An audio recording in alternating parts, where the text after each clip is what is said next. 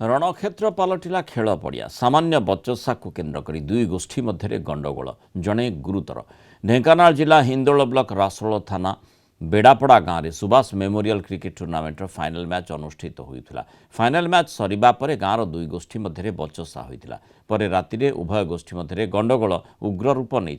गंडगोल स्थानीय सरपंच भाई राकेश परिडा मुंडरे गभीर आघात लगी। प्रथमे ढेंकानाल मुख्य डाक्तरखाना पर कटक स्थानांतर कर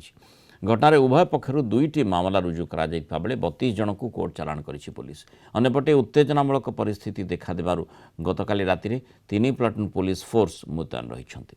तमें निरीह लोक मान घरे पशि जाकि जान तुम गोटे टीम गढ़ खेल करुच बोली तुम जान कि तुम अच्छ 450 लोक अच्छ बोली तुम जान निरीह लोक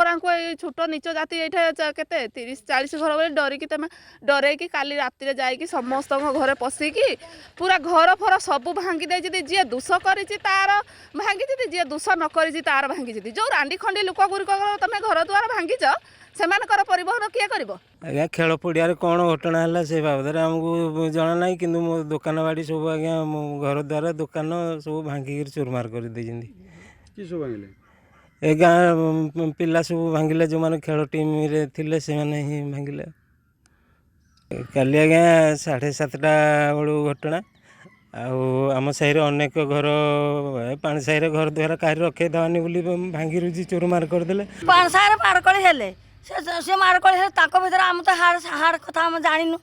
जदि तुम मारकड़ी गोटे लोक को हाणी देकिन पकईदेल तापर हाणी दे पकई गल मेडिकल आम सी धरिकी बाहर लोक जाती आम घर आमर मुरबी कहीं ना आम पिला को धरिकी से जाती पुआ कौन दांडे कौन मद खाई बुलूल तुम धरिकी जाइए यहाँ कौन आनंद कान ठीक है।